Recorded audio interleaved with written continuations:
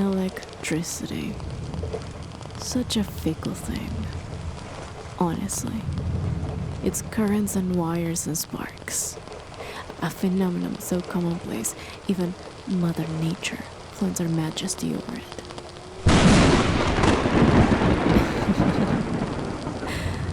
See, what did I say? So untamed and simple. Nothing so complicated as even the most basic of work. I do, mind you. And yet our best and brightest engineers can figure out how to keep it running during a weather event rife with it. Ridiculous. The heights of luxury can beat the honest and enduring comforts of a fire, I suppose. We'll be dining by candle and lamp tonight. I apologize, dear. This isn't quite how I'd pictured our first night at the manor. I had imagined it unfolding slowly, each moment measured, letting you settle in on your own terms. A careful, observed process, gradually, deliberately, so that each impression takes root before the next. Not so fast as to startle you, not so slow as to leave you restless. But of course, plans rarely survive reality. One observes, notes the processes, adjusts, and moves forward. We'll manage, and we'll make do, no matter how the circumstances insist on forcing their hand.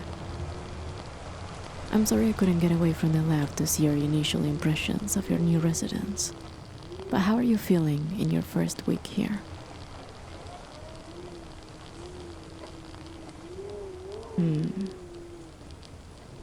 How disappointing. I'll have to talk with the staff later tonight. Scaring you with stories like that. That's ridiculous. The whole haunted myth of Blackwood Manor is just that. Stories, my dear. Don't tell me you're one to believe in fairy tales. Belongings changing places without your notice. Objects mysteriously turning up missing. Doors opening and closing on their own. Whispers and cries calling out in the dead of night. And what?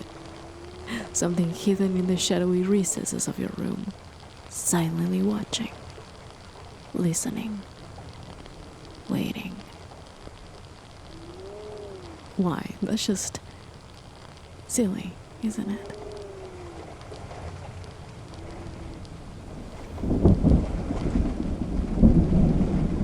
Oh, look at you. This won't do. This won't do at all. I don't tolerate such volatility in a partner, you know. I value an even temper and an even mind. Double the balance, double the sanity. I chose to wed you for this very reason. You showed so much promise. The ideal spouse for me. The perfect specimen. I met so many people, and none ever met my expectations.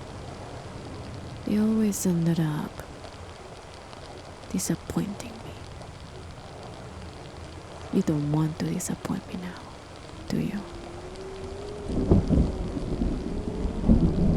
Do you, dear? There you are.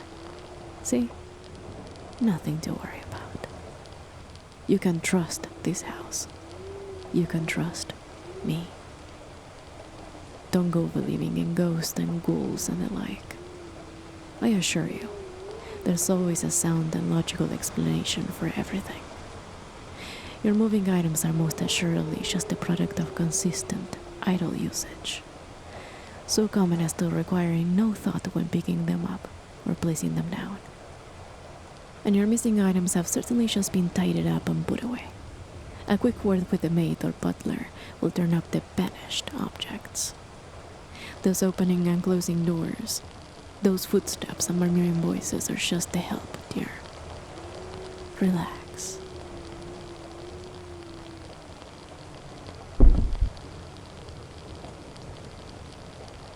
Hmm? What noise? You're being paranoid. It's an old building during a storm, dear. Houses will do what houses will do as it settles in. Honestly, you're acting just like my colleagues right now. Oh no. Of course not in that way. You haven't the mind for the sciences at all, dear. I mean in your paranoia, your baseless and irrational worries. Fear of the unknown stunts you, you know. Paralyzed at the thought of failure, you never move forward. My dear, this is the last of these delusions that I will entertain. There are no ghosts. There was no sound. There is nothing in this house that will harm you. Or are you going to brush off my assurances, just like my colleagues? Discredit my consolations. Paint me as an ignorant, hysterical fool. I worked hard for my position in this house. I've labored endlessly in pursuit of my career. Do not treat me as if I don't know what I'm talking about. Do not weigh me down with your own restricting beliefs. Must I suffer in my own home too? The same trembling doubts, the same suspicion, the same cowardly hands pulling me back from the brink. Nervous refusal, shaking hands, and endless talks of boundaries. Always no, always stop, always fear. And you would have me vent to that. You would make me live in a world forever trimmed to fit your anxieties. You call it caution, but it is all the same poison. It stifles, it strangles, and I will have none of it. I will not be brought low by the quaking of lesser souls. I will push through, make my name indelible, and prove you all wrong. If you bar the doors of discovery, I will tear them from their hinges. If you cannot breathe easy in this house, then I alone will breathe deep for both of us. Nothing, not your trembling, not your cowardice, will stop me from... Must I do everything myself in this godforsaken house?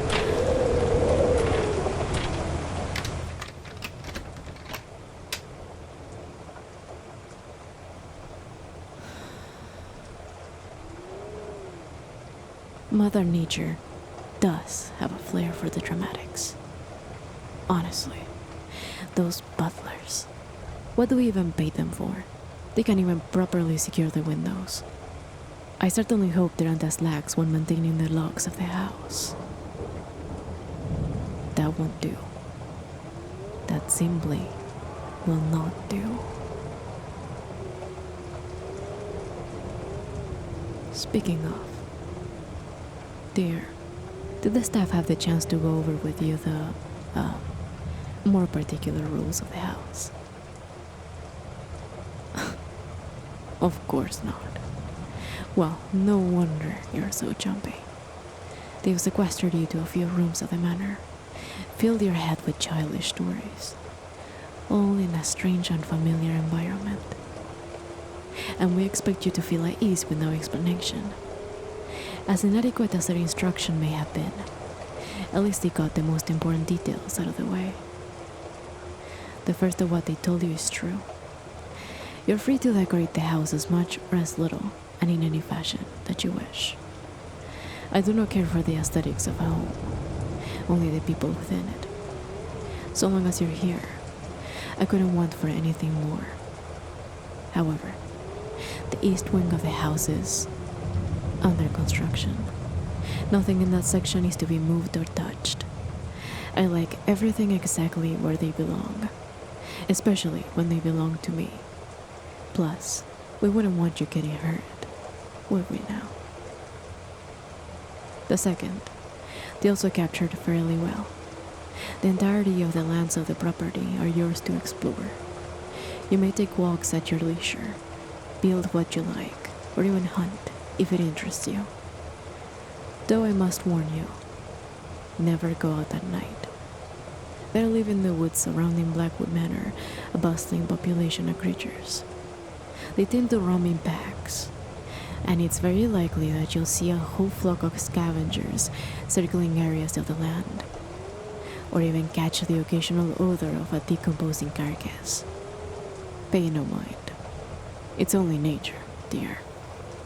And the last and most important rule of all, that I am so very glad even our incompetent staff has emphasized.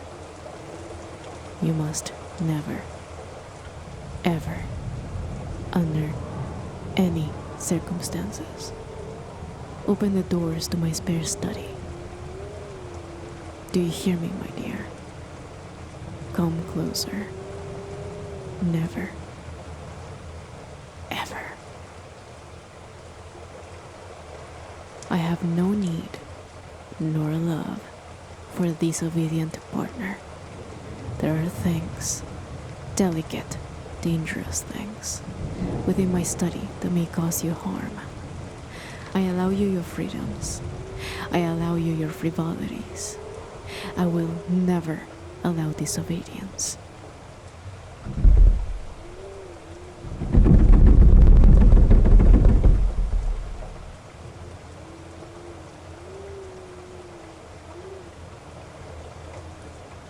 Well, this storm is causing quite the disturbance.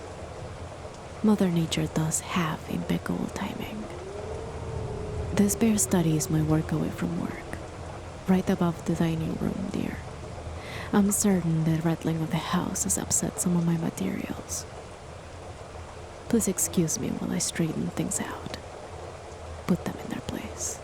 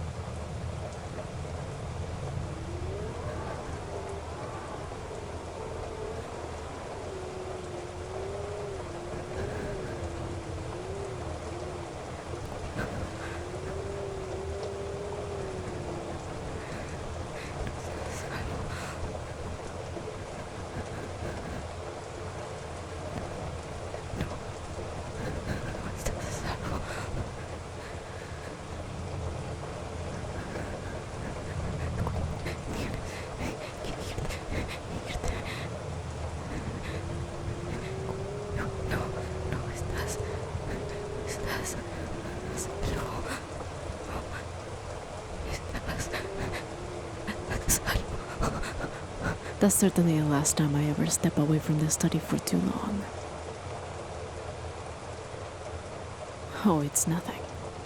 An experiment left too long alone that knocked over a few of my instruments. And now there's a mess that I'll have to clean up. It was a passion project that those idiots at the lab refused to sanction. And so now I must dirty my own hands in my own home. What's wrong? You look shaken. If you saw anything, you would tell me. Right, dear? Right. Trust is so very important. In a relationship, once trust is broken, it's of no use to me. And what am I to do with a broken relationship?